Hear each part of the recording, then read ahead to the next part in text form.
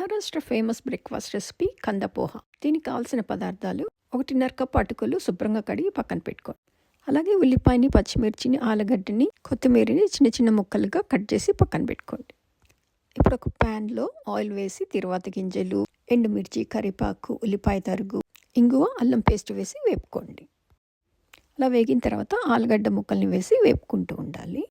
ఒక 1/2 tea spoon పసుపు వేసుకోవాలి.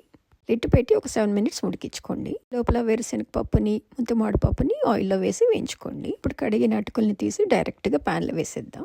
వేపుకున్న వేరుశనగ పప్పుని, ముంతమామిడి పప్పుని కలిపి వేసేద్దాం. ఇప్పుడు కావాల్సినంత ఉప్పుని వేసుకోండి. ఇప్పుడు కొన్ని వాటర్ పోహా చుట్టూ వేసుకొని ఒక 5 మినిట్స్ ఉడికించుకోండి. అంతేనండి, మహారాష్ట్రియన్ ఫేమస్ బ్రేక్ఫాస్ట్ రెసిపీ కంద పోహా రెడీ అండి. చివరిగా పంచదార, కొంచెం నిమ్మరసం కలిపి తింటే చాలా టేస్టీగా ఉంటుంది. మీకు ఈ వీడియో నచ్చితే లైక్ చేసి సబ్స్క్రైబ్ చేసుకోండి ఫ్రెండ్స్.